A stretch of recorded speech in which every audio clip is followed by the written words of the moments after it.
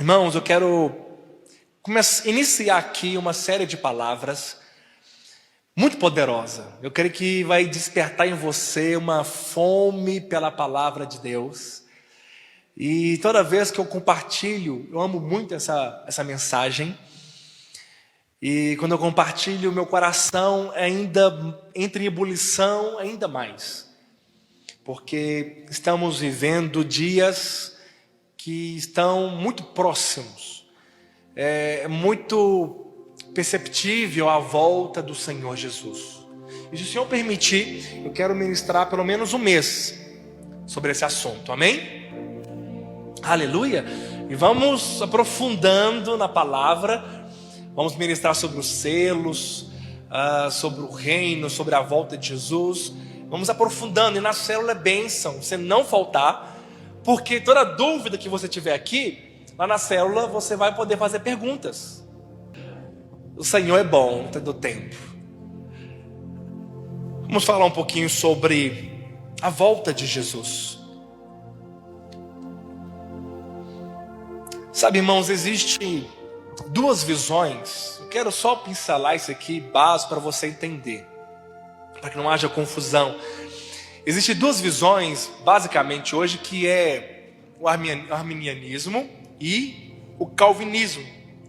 Jacobus Arminius, o pai do arminianismo, e João Calvino. Cada uma tem uma visão que difere principalmente em escatologia, que é o fim dos tempos, é a volta de Jesus, o arrebatamento. Na conversão, ambos creem que a salvação por meio da graça e da fé é chamado de soterologia, salvação pela graça mediante a fé, amém? Mas alguns, os arminianos, creem que você pode perder a salvação. Alguns que estudam menos teologia creem que essa perda de salvação é muito sensível, muito rápido, você pode perdê-la muito fácil. Alguns que estudam mais creem que você pode abandonar a graça e perdê-la. Mas o calvinismo já crê que não perde a salvação. Uma vez salvo, salvo para sempre. Mas eles não acreditam que tem um reino. Então alguns vão perdendo o zelo pela obra de Deus e começam a viver uma vida um pouco, vamos dizer assim, relaxado. Já não ora com mais intensidade, já não lê a palavra com tanta intensidade, já não carregam a sua cruz e seguem a Jesus com tanto afinco e zelo, porque eu não tenho nada a perder.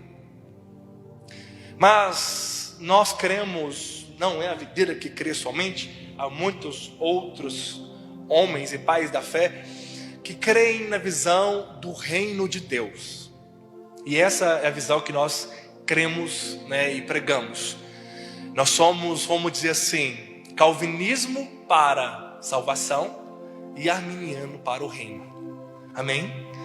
E você vai, durante os cultos, você vai entender melhor.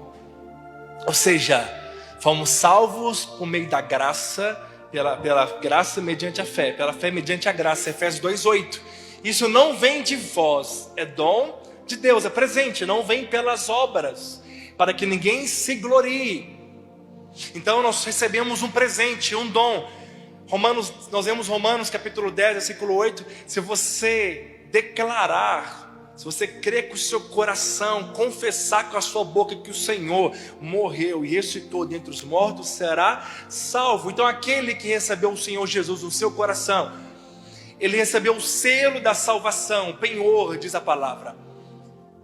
O Espírito Santo veio habitar dentro dele para sempre. Ele não vai sair dentro de você. Alguns têm o Espírito Santo dentro de si, mas estão apagados. Eles apagaram o Espírito Santo. Como diz o apóstolo, não apagueis o Espírito Santo, ou não entristeçais o Espírito Santo. Por não viver uma vida apaixonada, uma vida intensa. Eles não servem ao Senhor mais com fervor de espírito. Não servem ao Senhor em ebulição, com um desejo profundo de conhecer a Deus, de receber de Deus. Eles não se debruçam na palavra e não choram quando não tem seu momento de comunhão, não tem uma vida de oração intensa, constante, diária.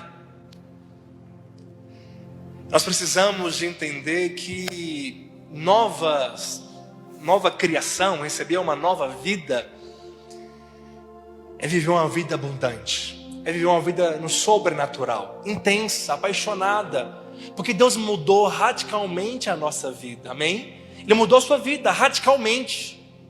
Você não é a mesma pessoa mais. Você que conheceu o Senhor, você se transformou agora uma outro ser, filho de Deus. Então a sua forma de ver, de pensar, muda completamente. A oração, a leitura da palavra não se torna mais algo pesado e difícil. Por mais que a sua carne detesta fazer isso, e quando está na carne você não quer fazer, mas é o seu alimento, é a sua comida e a sua bebida, é a sua satisfação. E você, ao ler a palavra, você se sente alimentado, suprido, cheio, e a paz do Senhor inunda o seu coração, amém?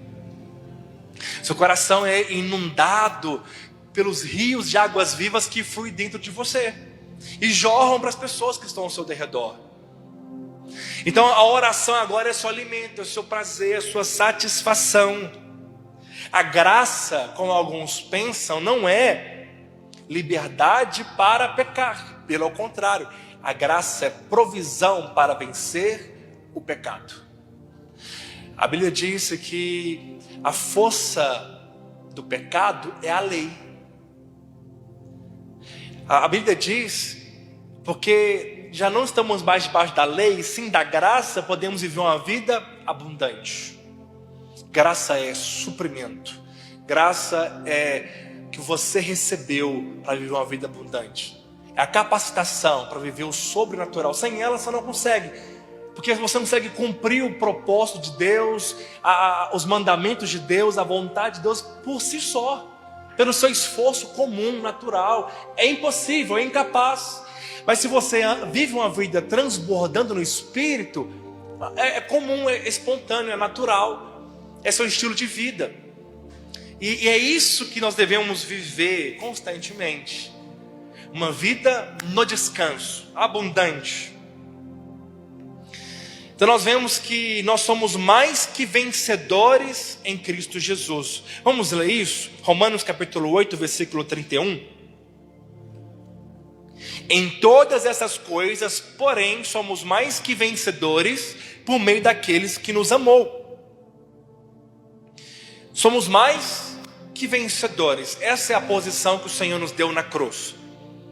Alguns crentes vivem dessa maneira, porque eles não fez da graça vã, ou seja, não rejeitou o suprimento, não rejeitou a abundância da graça. Eles aproveitou e vivem uma vida abundante. E eles vencem as circunstâncias, eles vencem o cansaço, eles vencem a preguiça. A preguiça hoje não é pecado mais, né? Vamos dizer assim, indisposição, né? Eu não estou disposta hoje. Estou cansado, enfim, cada um dá um nome. Mas o vencedor, ele vence o dia mau, ele vence as circunstâncias, ele vence o seu ego, ele vence por causa da palavra de Deus. Então ele vive uma vida como discípulo, semelhante a Jesus, abundante, fervoroso, aleluia. Quantos querem viver fervoroso de espírito, cheio do Espírito? Mas é fato, é pela experiência, e nós vemos, e a palavra de Deus mostra que alguns não vivem desta maneira. Eles vivem uma vida então como um derrotado, como alguém que não experimentou de Deus vida e abundância. Vive uma vida aquém das promessas, sem vida, sem revelação, sem rumo, sem propósito. Uma vida comum como as pessoas vivem. Eles não vivem mais apaixonados, eles não buscam e não anseiam pelo reino e pela volta de Jesus. Precisamos de colocar os nossos olhos na eternidade, Porque tudo que nós vivemos aqui é passageiro, mas o que nós estamos edificando é eterno. Nós somos eternos, a igreja que nós edificamos, ela é eterna. Mas tudo o que é comum, natural, tudo que os ímpios fazem é passageiro. Só nós, cheios do Espírito, podemos edificar algo que é eterno. E é isso que terá recompensa para nós. Olha, só de nós fazermos a obra de Deus sem ganhar nada é uma recompensa, porque para nós é alimento. Quando você faz a obra de Deus, você se sente satisfeito, completo, suprido, cheio. Você entende o seu propósito, você realiza o seu propósito e você vive satisfeito. Mas o Senhor ainda prometeu um galardão, uma recompensa no milênio para aqueles que fazem a sua obra, para aqueles que cumprem o propósito de Deus. Olha a graça nisso. Percebe que tem graça, é uma dupla recompensa. Se não ganhássemos nada, apenas, vamos dizer, apenas não, porque é maravilhoso, mas se estivermos com o Senhor para sempre, a vida eterna, é maravilhoso. Mas Ele ofereceu para nós algo além, para galardoar aqueles que fizeram a vontade de Deus.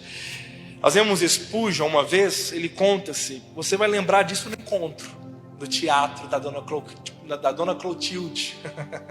Quantos lembram? Isso é verídico. Spurgeon conta que ele foi visitar uma irmã e aí ele viu na sua casa um quadro. Uma irmã simples, humilde, uma casinha simples, e ela não sabia o que se tratava. Quando foi ver, era um testamento de uma grande riqueza. Aquela mulher, apesar de ser rica, vivia sem desfrutar de nada. Imagina você descobrir isso no final da vida, o quanto tediante, o quão terrível seria. O arrependimento que você teria de viver uma vida frustrada, sem experimentar de poder, de vida, de provisão. Era no final da sua vida você descobre que tudo estava disponível para você. Mas não teve revelação, não aproveitou, não desfrutou.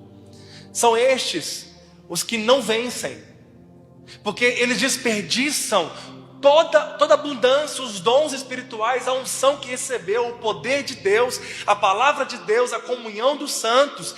Eles abrem mão de todas essas coisas para viver uma vida limitada, frustrada. Percebe o desperdício que é isso? O desprezo do que nós recebemos? Nós vemos essa palavra em Gálatas capítulo 4, versículo 1. Digo, pois, que durante o tempo que o herdeiro é menor, em nada difere de escravo, posto que ele é senhor de tudo. Ou seja, quem não amadureceu, ele é menor de idade, não amadureceu na fé. O crente imaturo, apesar de ser dono de tudo, não desfruta, ele e um escravo não diferencia nada. Ele ainda é preso ao pecado, é preso às limitações, às circunstâncias. Ele ainda fica refém das coisas. Ele não governa em vida hoje. Grava bem algo no seu coração: só reinará naquele dia quem está reinando hoje sobre as circunstâncias. Só reinará naquele dia quem está reinando hoje sobre o pecado, quem está acima das circunstâncias, quem vive o sobrenatural. Não haverá recompensa para quem não vive o propósito de Deus. E nós vemos Mateus capítulo 5, o sermão do monte, do 5, nós vemos até o 7. Jesus, ele se trata aqui do reino. Vamos ler lá em Mateus capítulo 5, versículo 3, que diz: feliz, bem-aventurado o humilde de espírito, porque deles é o reino dos céus. Bem-aventurados que são perseguidos por causa da justiça, porque deles é o reino dos céus. Bem-aventurados sois quando por minha causa vos injuriarem, o perseguirem e mentindo disserem todo o mal contra vocês. Alegrai-vos e exultai, porque grande é o galardão, a recompensa nos céus. A vida eterna, ela é igual para todo mundo, mas o galardão, ele tem níveis, tamanho.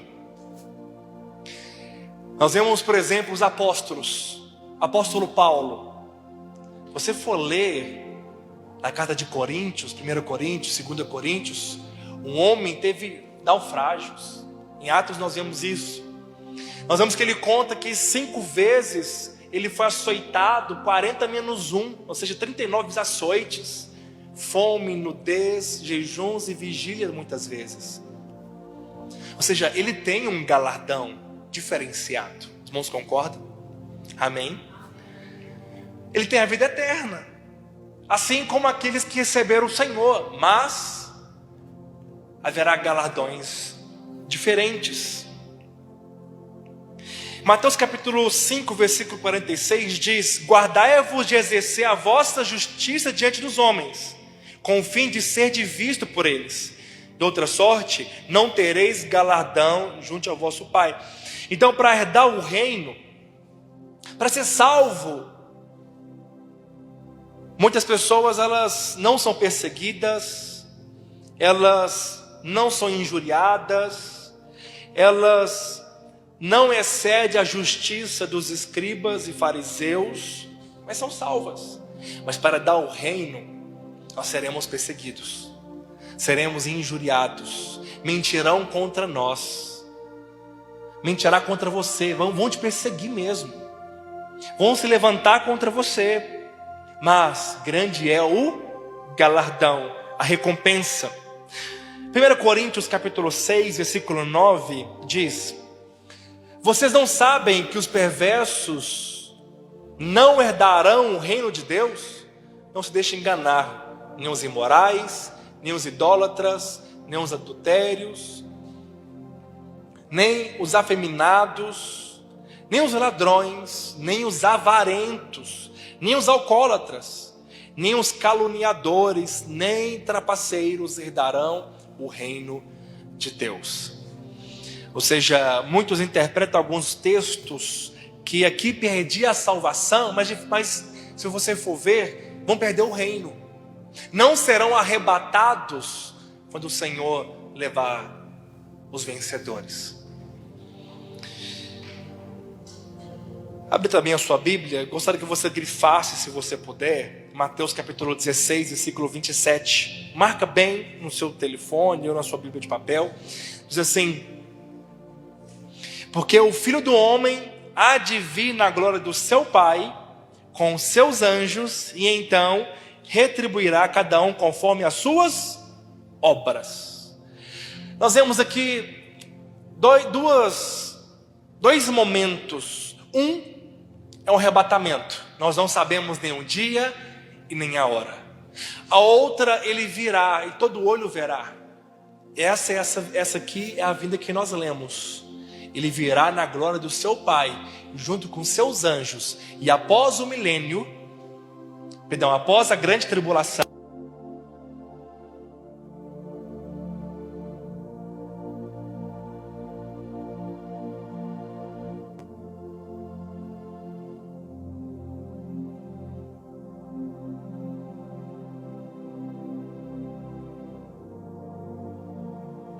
nós vamos ler bastante.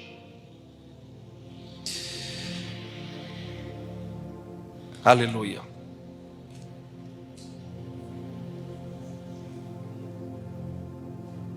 Mateus capítulo 24, versículo 4. Todo o capítulo de Mateus 24, 25, ele fala sobre o reino, amém? Você vai entender melhor.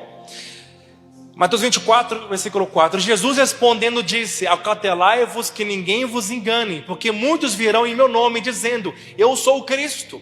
Enganarão a muitos, e ouvireis de guerras e de rumores de guerras. Nós temos visto a guerra da Ucrânia, né? E a Rússia. Ou seja, isso não é dos dias de hoje, isso não é a primeira vez que acontece. Sempre houve guerras e de rumores de guerra. Olhai e não vos assusteis, porque é necessário que tudo isso aconteça, mas ainda não é o fim. Porque se levantarão nação contra nação, reino contra reino, haverá fomes, pestes, terremotos em vários lugares. Ou seja, nós temos visto isso, a inflação, fome. Nós temos visto peste, ou seja, coronavírus. É uma peste esse negócio. Em vários lugares, ou seja, no mundo inteiro. E não é a primeira vez que acontece. Nesse nível é a primeira vez, global. Mas teve outras doenças que foi terrível também. Ele diz ainda: mas todas estas coisas são o princípio das dores. Então vos hão de entregar para seres atormentados, matar-vos-ão e sereis odiados em todas as nações por causa de meu nome. Isso se cumpriu com os apóstolos, se cumpre com alguns irmãos que estão nos países fechados, lá no Oriente Médio. Nós vemos o chileno Vergara, ele teve até a doença da depressão por ver tantas coisas, por vivenciar tantas coisas. Nós temos orado por ele e ele está se recuperando em nome de Jesus.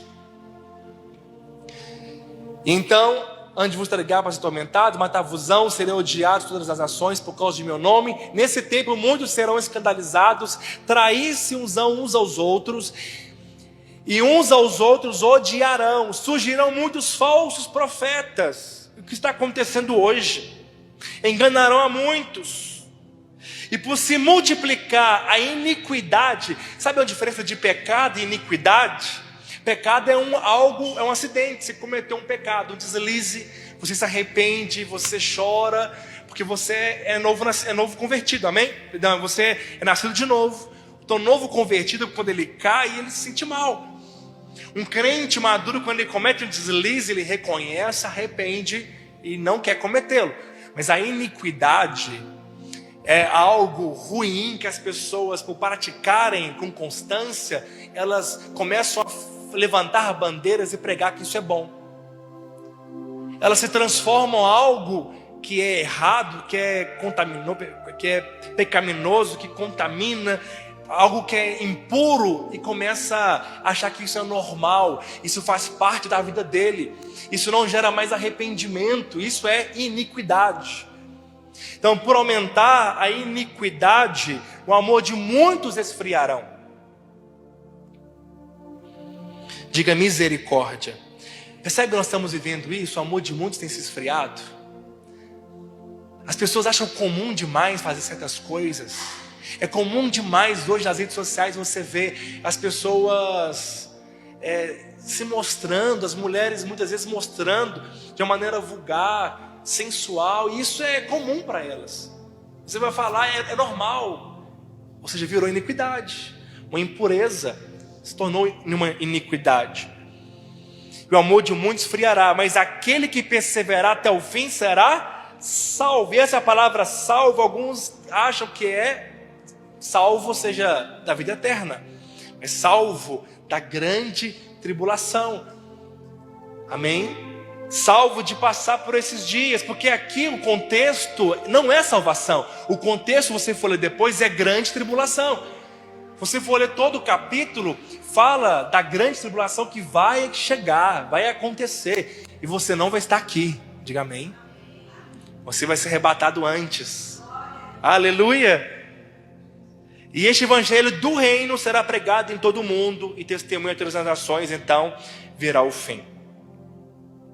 Versículo 36, Mateus 24. Mas daquele dia e hora ninguém sabe, nem os anjos do céu, mas unicamente o meu Pai.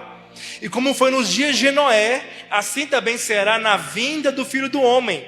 Porquanto assim como nos dias anteriores ao dilúvio, comiam, bebiam, casavam-se e davam-se em casamento. Ou seja, Jesus faz uma analogia do arrebatamento como nos dias de Noé.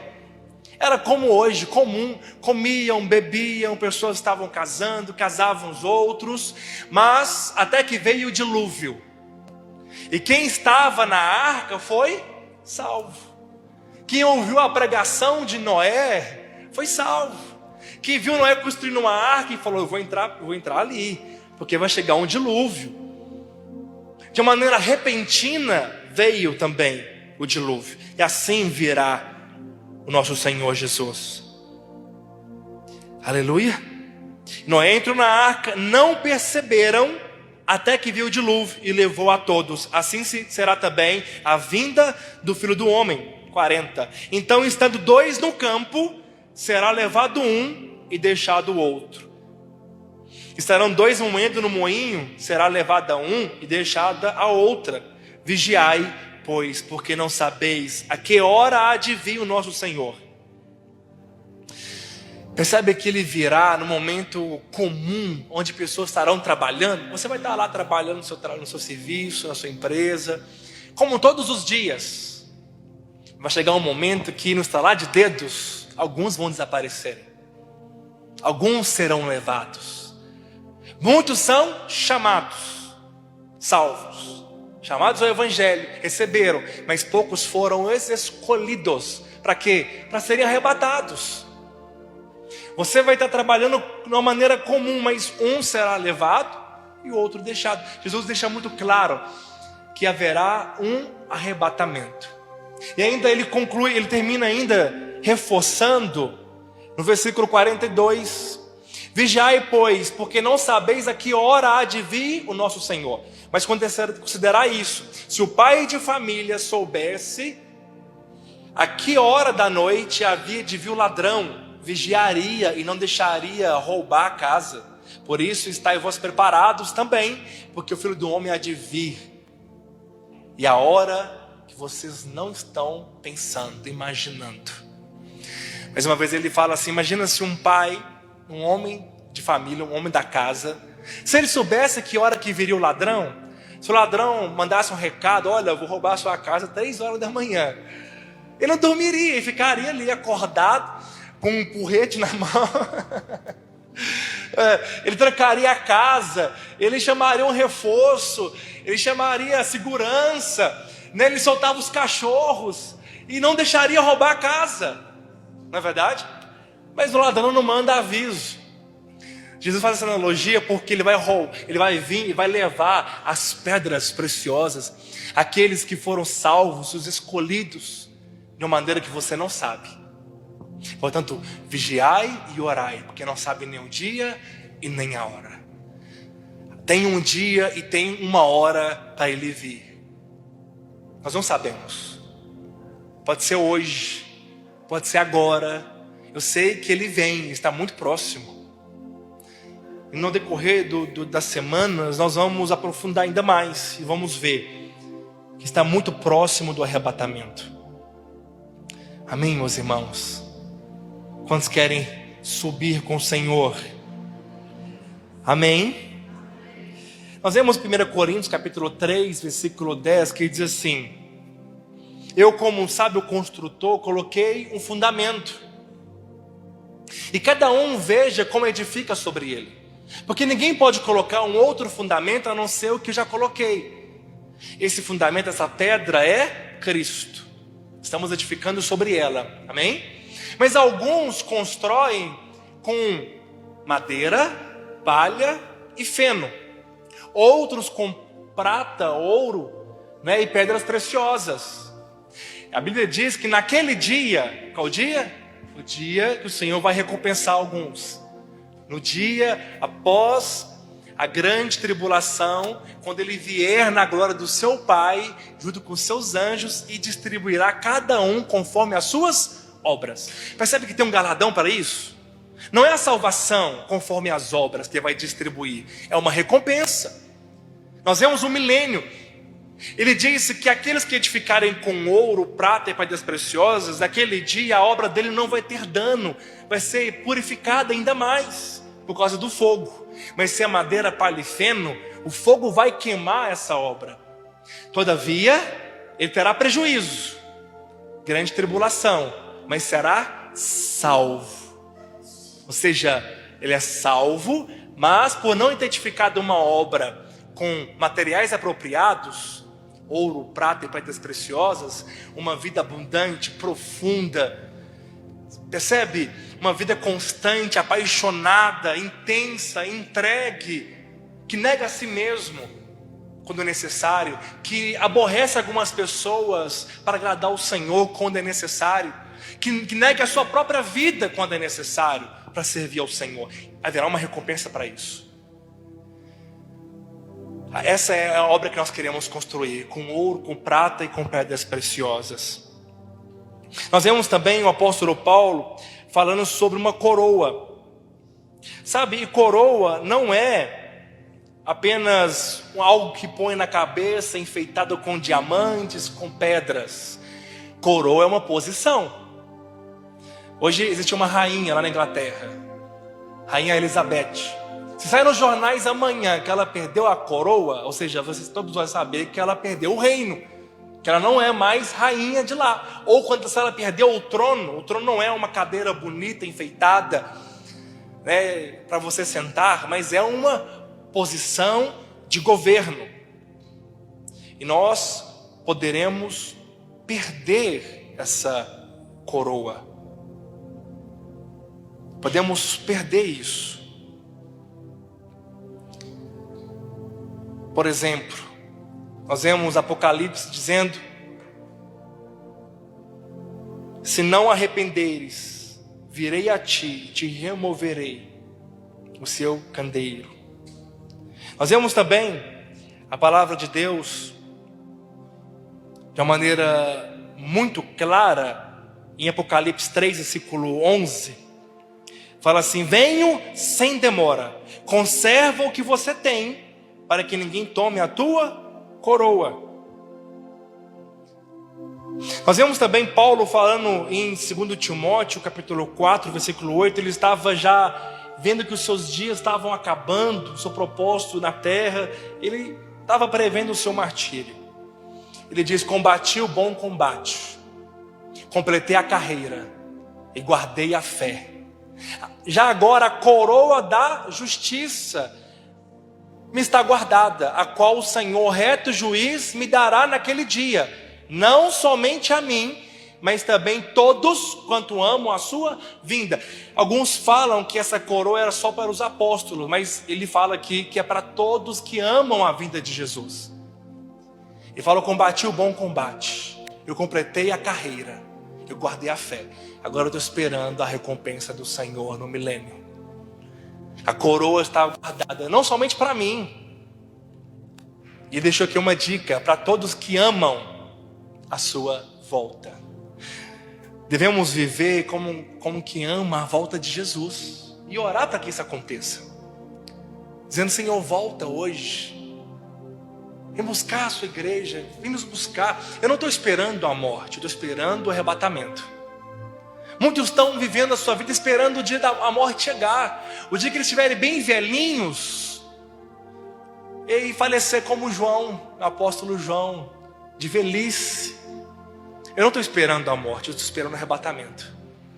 Amém? É muito melhor. Todos querem estar com o Senhor, mas ninguém quer morrer, não é verdade? Nós não esperamos a morte, nós queremos que neste momento, num culto como esse, Ele volta. Aleluia! Glória a Deus! Quantos querem ser arrebatados? Tem que estar vigiando e orando, porque nós não sabemos. Deve estar atento, acordar pela manhã e dizer: será que vai ser hoje? Será que volta hoje? Aí você dorme e fala: ixi, não foi hoje, mas quem sabe é de madrugada. Deve estar queimando no seu coração. Muitos vivem como o Senhor não vai voltar. Muitos vivem como está demorando demais e acha que não vai ser nessa geração. Olha, Jesus, se os apóstolos falavam que era próximo há 2000 anos atrás, quanto mais hoje. Se os apóstolos já pensavam que era próximo, ainda mais hoje. Apocalipse capítulo 20, versículo 4, grifa na sua Bíblia, diz assim: e vi tronos, e assentaram-se sobre eles, e foi-lhe dado o poder de julgar, e vi as almas daqueles que foram degolados pelo testemunho de Jesus, e pela palavra de Deus, e que não adoraram a besta, e nem a sua imagem. Vamos falar isso depois. E não receberam o sinal em suas testas, nem nas suas mãos, e viveram e reinaram com Cristo durante 1000 anos. Percebe que é bem específico? Aqui, esses que não receberam a marca da besta, esses que não adoraram a besta, são aqueles que passaram pela grande tribulação.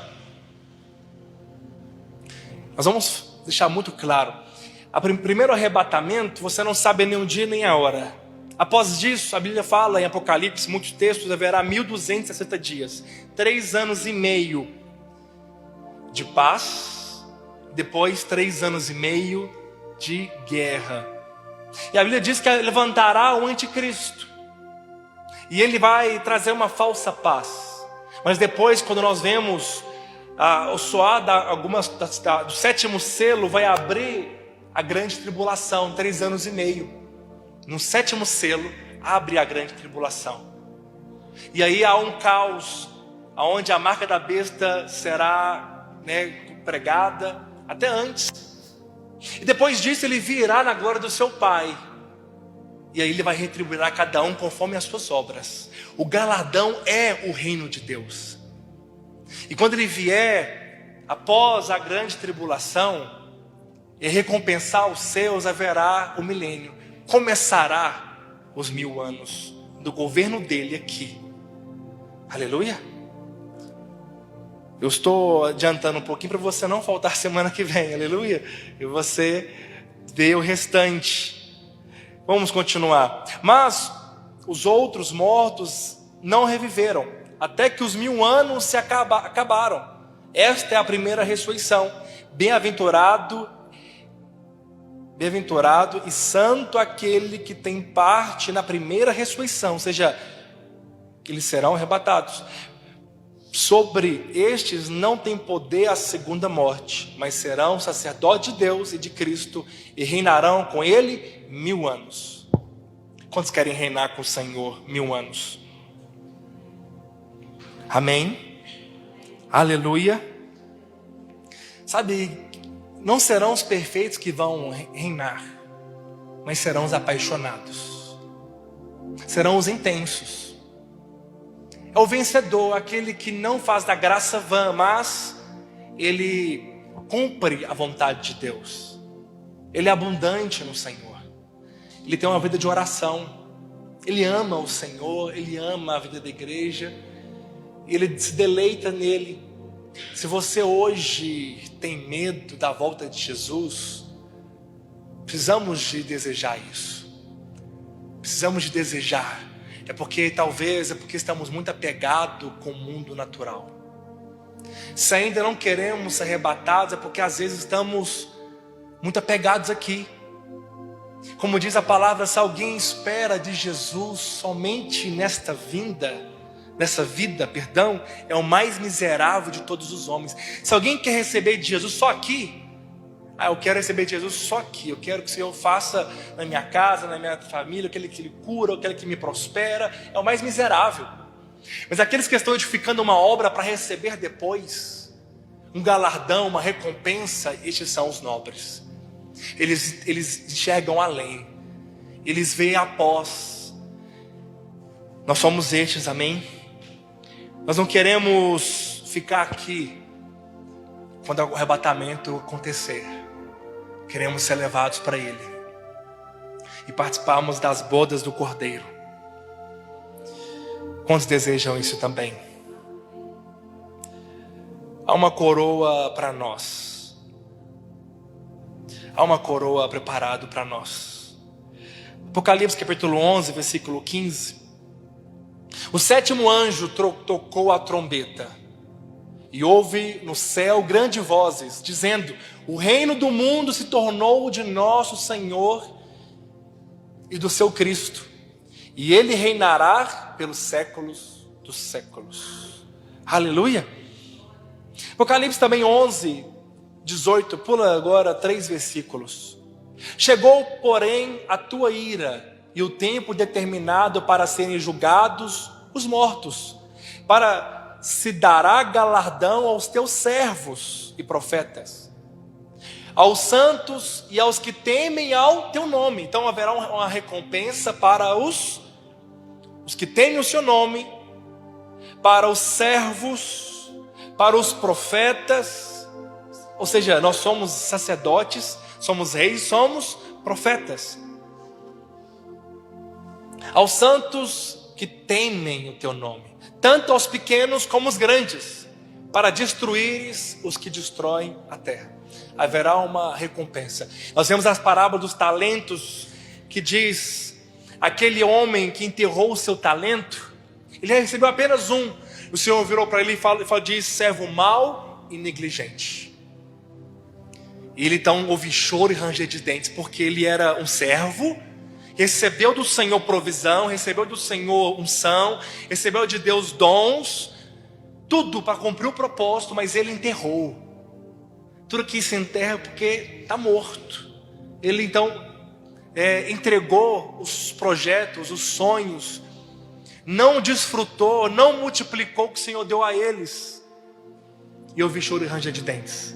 Mas também nós vemos que Jesus disse, naquele dia muitos dirão, Senhor e Senhor, em teu nome profetizamos, em teu nome curamos enfermos, fizemos muitos milagres, mas afasta de mim, porque eu não vos conheço. E eles então serão lançados nas trevas exteriores, e haverá choro e ranger de dentes. Já eram alguns que até profetizavam, expulsavam demônios, porque o dom que você recebeu não é removido.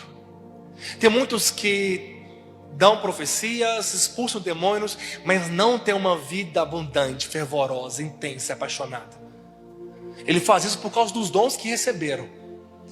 Existe sim muitas pessoas que profetizam, que pregam, que expulsam demônios, mas não têm relacionamento íntimo com Jesus. Quando ele diz, eu não vos conheço, significa, eu não tenho intimidade com você. Mas eles disseram, o Senhor, eram filhos. Expulsaram demônios. Ímpios não expulsam demônios. Alguns tentaram lá em Atos 19 expulsarem demônios. E os demônios bateram nele. Lembra dessa passagem? Deixaram eles quase nus, eles correram e bateram neles. Expulsar demônios, curar enfermos no nome de Jesus, em teu nome, quem faz isso é crente. Mas não são vencedores. Somente algumas obras externas não pode declarar que é vencedor. As obras têm que ser com ouro, com prata e com pedras preciosas. Obras por obras, muitos fazem, mas quais são os materiais que estamos edificando? É com oração, é com paixão, é com fervor, é com intensidade, é com desejo profundo. Sabe, meu coração está aquecido. Devemos viver todos os dias e colocar como prioridade ser cheios do Espírito Santo. Acorde pela manhã e coloque como alvo, hoje eu vou transbordar do Espírito. Já vou chegar no meu trabalho 7 horas da manhã cheio do Espírito. Aleluia. Vou ter meu devocional todos os dias, apaixonado, querendo do Senhor revelação. Eu vou desfrutar de comunhão com o Espírito Santo. Precisamos de ser intenso e servir o Senhor com fervor de espírito. Senão, nós ficaremos aqui. Eu mesmo posso ficar aqui. Haverá pastores aqui naquele dia. Porque expulsaram demônios, curaram os enfermos, pregaram o evangelho, mas não era com interesse, não era com fervor, não era com paixão. Eram as obras da carne, era por costume, era por algo que está acostumado a fazer. Mas sem oração, sem a leitura da palavra constante, que é nosso alimento, não haverá recompensa. Fica de pé em nome de Jesus.